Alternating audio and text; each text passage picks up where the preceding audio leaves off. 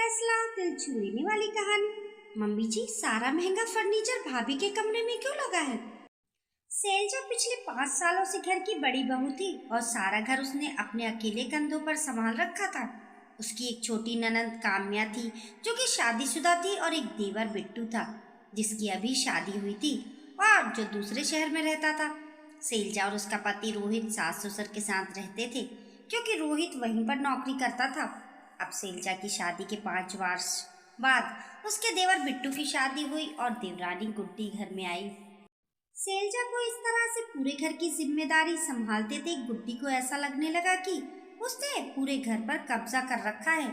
मेरी तो यहाँ कुछ चलेगी ही नहीं और मैं भी इस घर की बराबर की हिस्सेदार हूँ, तो मेरी भी यहाँ पर वही अहमियत होनी चाहिए जो भाभी की है। बिट्टू दूसरे शहर में नौकरी करता था तो गुड्डी को बहुत अच्छे से पता था कि वह कुछ दिनों के लिए ही ससुराल में रहेगी और उसके बाद वह बिट्टू के साथ चली जाएगी और कभी कभी ही यहाँ ससुराल के घर में वह दोनों आया करेंगे। पर गुड्डी यहाँ पर अपना पूरा आधिपत्य जमाना चाहती थी। अब गुड्डी ने शैलजा से बहुत ही रूखा व्यवहार करना शुरू कर दिया। शैलजा को बड़ा ही अजीब लगा कि ये किस बात का घमंड दिखा रही है।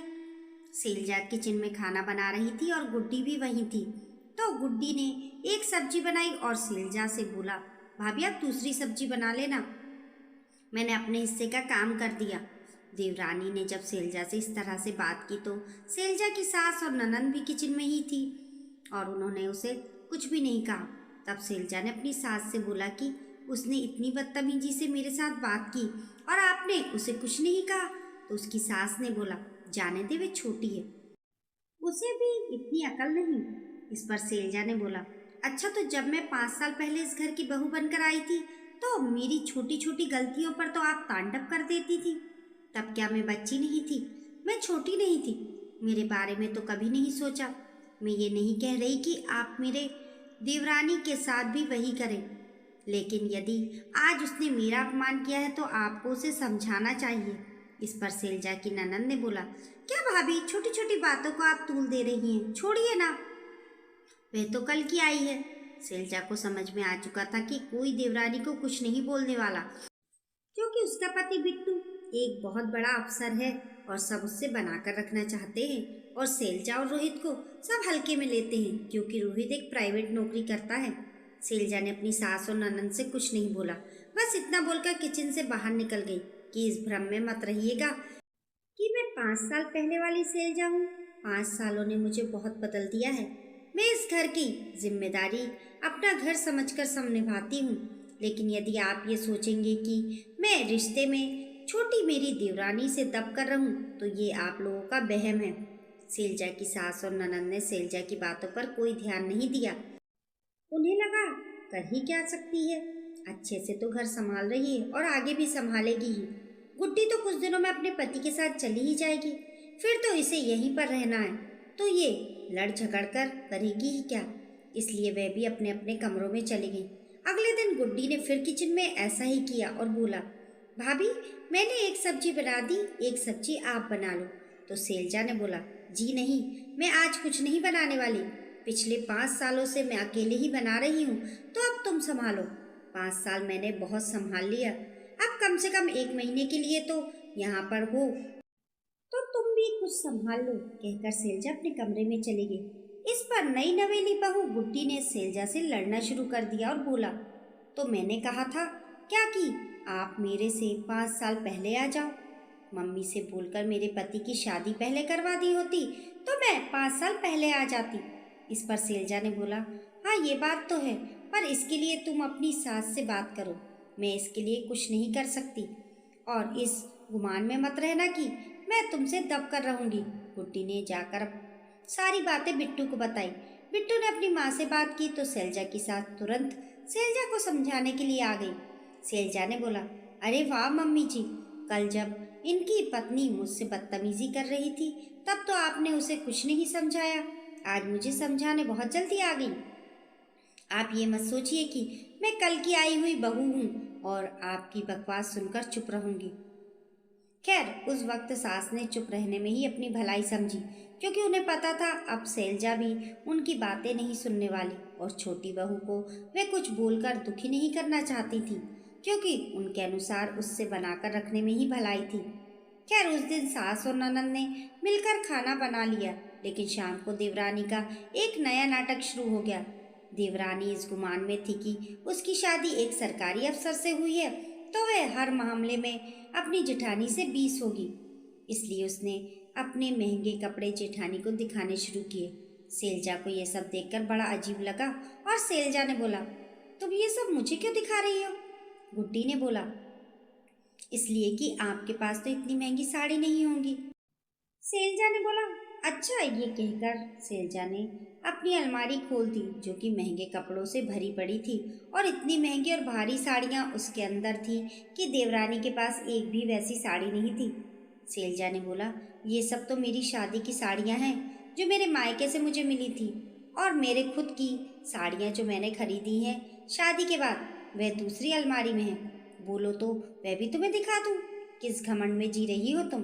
तुम्हें क्या लगता है तुम्हारे मायके वाले बहुत अमीर हैं और मेरे मायके वाले बहुत गरीब? ये घमंड अपने पास रखो। किसी भी मामले में तुम मुझसे 20 नहीं हो और ना हो सकती हो। इस पर देवरानी ने कहा, पढ़ाई में तो हो सकती हूँ। तो सैलजा ने पूछा, अच्छा क्या डिग्री है तुम्हारी? देवरानी ने कहा, मैं पोस्ट ग्रेजुएट हूँ। सैलजा ने कहा, अच्छा, और मैंने पीएचडी की है। अब बोलो। अच्छा, तो फिर आपकी मम्मी पापा ने एक प्राइवेट नौकरी करने वाले से आपकी शादी क्यों कर दी? सैलजा ने बोला, दिमाग है तुम्हारे पास? तुम्हें क्या लगता है प्राइवेट नौकरी करने वाले कमाते नहीं हैं?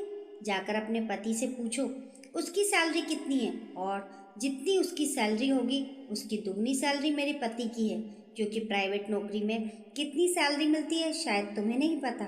देवरानी चुपचाप अपने कमरे में चली गई। वह किसी भी हाल में सैलजा को अपने से नीचा दिखाना चाहती थी, और इतने दिनों में उसने ये जान लिया था कि उसके पति की इस घर में ज़्यादा चलती है और सास ससुर का झुकाव उसके और उसके पति की तरफ ज़्यादा है, तो वह इसका फ़ायदा उठाना चाहती थी। इसके लिए अब उसने एक नई चाल चल दी, क्योंकि अब तक तो उसकी सारी चालें बेकार गई थी। अगले दिन देवरानी ने घर में हंगामा मचाना शुरू करा कि इतना महंगा ड्रेसिंग टेबल और बेड भाभी के कमरे में क्यों लगा है, और मेरे कमरे में एक सामान्य सा ड्रेसिंग टेबल और बेड लगा है, तो मुझे भी वही ड्रेसिंग टेबल और बेड चाहिए। वह ड्रेसिंग टेबल और बेड मेरे कमरे में कर दो और ये ड्रेसिंग टेबल और बेड भाभी के कमरे में कर दो। गुड्डी की ये बातें सास और ननद चुपचाप सुन रही थी। उन लोगों ने कुछ नहीं बोला और चुपचाप वहाँ से चली गई। गुड्डी को बहुत ही अजीब लगा कि मेरी बात सुनकर इन्होंने अनसुना कर दिया, तो उसने सीधा सैलजा से बोला, आपने बड़े होने का फ़ायदा उठाया और सारी अच्छी चीज़ अपने रूम में रखवा ली। मैं उसे आपके रूम से निकलवा कर रहूँगी, देखते हैं मुझे कौन रोक लेगा। सैलजा ने बोला, हाँ जो करना है कर लो, पर ये तो नहीं होने वाला। गुड्डी ने बोला, क्यों नहीं होने वाला? मैं भी इस घर की बहू हूँ और मेरा भी इस घर पर बराबर का हक है। सैलजा ने बोला, हाँ बात तो तुम सही कह रही हो, पर इस घर की चीज़ों पर तुम्हारा हक है, ना कि मेरी चीज़ों पर।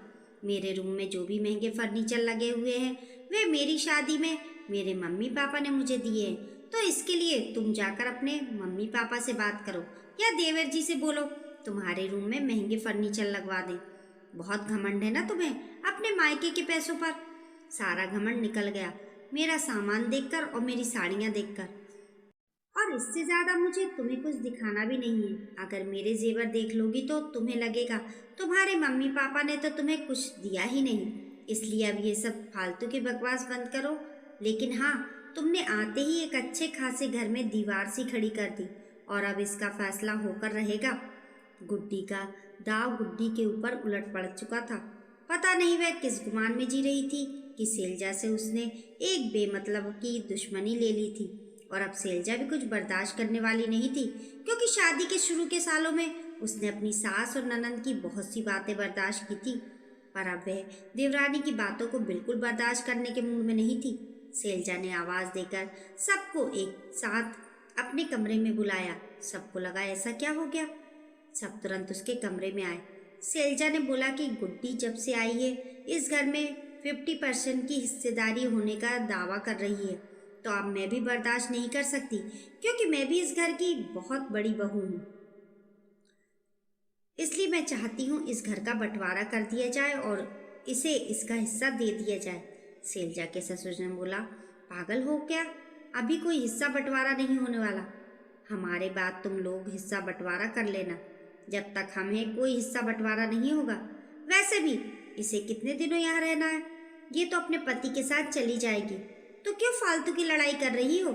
शैलजा ने बोला, बिल्कुल पापा, लेकिन ये इस घर की मालकिन बनने की कोशिश कर रही है और मुझे लगातार नीचा दिखा रही है। मम्मी और आप लोग सब लगातार इसका और बिट्टू का साथ दे रहे हैं। आप लोगों को भी अच्छे से पता है कि ये कुछ दिनों में चली जाएगी और फिर आप लोगों का ख्याल मुझे और रोहित को ही रखना है, क्योंकि आप लोग तो यही रहेंगे ना। अब ज़रा सोचिए, अगर मैं और मेरे पति भी यहाँ से चले जाएं और अपना एक दूसरा घर ले ले, तो आपका और मम्मी का ख्याल क्या ये दोनों रख लेंगे या आपकी बेटी रख लेगी? जी नहीं, हर हाल में आप लोगों का ख्याल हम दोनों मियाँ बीवी ही रखेंगे, क्योंकि आपकी बेटी भी अपने कुछ दिनों में अपने ससुराल चली जाएगी। फिर भी इतना घमंड। जो सब कुछ कर रहा है उसकी कोई कदर नहीं, और जिसने कुछ भी नहीं किया उसे सिर पर बिठा कर रखा है। अब तो इस घर का बंटवारा होकर रहेगा और घर का एक फ्लोर इसका और एक फ्लोर मेरा होगा। जब ये यहाँ आएगी तो अपना खुद बनाएगी खाएगी, क्योंकि इसे किचन में भी हक जताने की बहुत बुरी आदत है और किचन में खाना बनाते वक्त हिस्सा बंटवारा करने की भी बहुत बुरी आदत है। तो अब ये जब भी यहाँ आएगी तो अपनी रसोई खुद संभालेगी। इसे यहाँ कुछ भी पका पकाया मिलने वाला नहीं और ना ही कोई साफ सुथरा घर मिलने वाला है।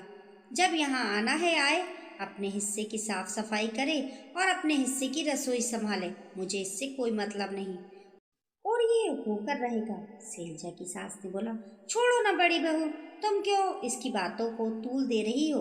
इसे अभी उतनी अकल नहीं, इसलिए ये आते ही ऐसी बातें कर रही है। तुम तो बड़ी हो, तुम तो समझदारी दिखाओ। शैलजा ने बहुत जोर से बोला, हाँ, मैंने तो समझदारी दिखाने का ठेका ले रखा है, क्योंकि मैंने ही तो आते ही हिस्से बंटवारे की बातें शुरू कर दी थी। इसने आते ही पता नहीं क्या दिमाग लगाया, मुझसे एक अनजानी दुश्मनी ले ली, जबकि मैंने तो इससे कुछ कहा भी नहीं। ये खुद को बहुत तेज समझ रही है, तो इसे इसका जवाब मिलना तो बनता है। आज ही इस घर के दोनों फ्लोर अलग होंगे और घर का सारा सामान भी दोनों फ्लोर पर बराबर बांट दिया जाएगा। इसके घर की जिम्मेदारी ये जाने, मैं मेरे फ्लोर की जिम्मेदारी देख लूँगी। और हाँ, आप लोग साल में कुछ महीने के लिए अपने छोटे बेटे बहू के पास भी जाकर रहेंगे, क्योंकि जब हिस्सेदारी बराबर है तो जिम्मेदारी भी बराबर होनी चाहिए। वैसे मुझे आप लोगों की सेवा करने में कोई दिक्कत नहीं है, पर जिसे बराबर की हिस्सेदारी शादी के तुरंत बाद चाहिए, तो बराबर की हिस्सेदारी भी तो शादी के तुरंत बाद लेनी पड़ेगी। इसलिए आप लोगों को मेरी ये बात माननी ही पड़ेगी। एक बार इसे भी तो जिंदगी का आईना दिखाना पड़ता है। इस पर शैलजा की सास ने बोला, बड़ी बहू, ऐसा कुछ भी नहीं होने वाला, वह तो यहाँ से चली जाएगी, तुम भी शांत हो जाओ। लेकिन शैलजा ने बोला, अगर ऐसा नहीं होने वाला तो मैं भी अपना घर अलग लेकर इस घर से जा रही हूँ। मुझसे कोई उम्मीद मत रखिए, क्योंकि मैंने इतने सालों सब कुछ अपने दिल से किया और इसने आते ही मेरे ऊपर हुक्म चलाने की कोशिश की, मेरी बेइज्जती करने की कोशिश की। अगर ये नहीं होगा तो मैं भी इस घर में नहीं रहूँगी। शैलजा के ननंद ने छोटी बहू को किनारे ले जाकर समझाया, देखो, जैसा भाभी बोल रही है, अगर वैसा हो गया तो नुकसान तुम्हारा ही है। तुम्हें मम्मी पापा की सेवा भी करनी पड़ेगी और तुम जब भी यहाँ आओगी तो अपना घर साफ सुथरा करके अपने खाने पीने की व्यवस्था भी खुद करनी पड़ेगी। और तुम्हें पता है ये सब करने में कितनी दिक्कत होगी। इससे अच्छा चुपचाप बड़ी भाभी से माफ़ी मांग लो, वे दिल की बहुत अच्छी हैं, तुम्हें माफ़ कर देंगी। और आगे से उनके आगे अपनी अकड़ मत दिखाना। गुड्डी को समझ में आ चुका था कि उसका पासा उल्टा पड़ चुका है। बिट्टू ने भी इशारों इशारों में बोला कि भाभी से माफ़ी मांग लो, इसी में हमारी भलाई है। गुड्डी शैलजा के पास जाकर बोली, भाभी, मुझसे गलती हो गई, मैं आपको समझ नहीं पाई, मैंने आपको अपना दुश्मन समझा, मैं अपनी गलती मानती हूँ, प्लीज़ मुझे माफ़ कर दीजिए। इस घर की बड़ी बहू हो आप और हमेशा आप ही रहोगी। आगे से मैं ऐसी गलती कभी नहीं करूँगी, प्लीज़ अब आप शांत हो जाएं। शैलजा सच में दिल की बहुत अच्छी थी। उसने अपनी देवरानी से बोला, मैं पहले दिन से ही देख रही थी, तुमने एक अनजानी सी दुश्मनी मुझसे ले ली थी। जबकि मैं ऐसा कुछ नहीं चाहती थी। लेकिन मैं शुरू से अपनी सास और ननद से बहुत दब कर रही थी और अब मैं देवरानी से दबकर अपना अस्तित्व नहीं खोना चाहती थी। इसलिए मैंने इस बार बड़े कदम उठाए। मेरी तुमसे कोई दुश्मनी नहीं है। यदि तुम मुझे बड़े का सम्मान दोगी तो मैं भी तुम्हें छोटी बहन जैसा प्यार दूंगी। ये कहकर सैलजा अपने कमरे में चली गई। दोस्तों, क्या सैलजा ने गुड्डी को माफ करके सही किया या उसे अपने फैसले पर अड़िग रहना चाहिए था? और क्या ये बात सच नहीं कि जो सब कुछ करता है उसे ही सब सुनाते हैं और जो दूर बैठा फोन पर सेवा करता है वही सबका प्यारा हो जाता है? दोस्तों, आपकी इस कहानी के बारे में क्या राय है? हमें कमेंट करके ज़रूर बताएं। कहानी पसंद आने पर लाइक और शेयर करें। ऐसी ही अच्छी अच्छी कहानियों के लिए चैनल को सब्सक्राइब करना ना भूलें। मिलते हैं फिर एक नई कहानी के साथ। तब तक के लिए नमस्कार।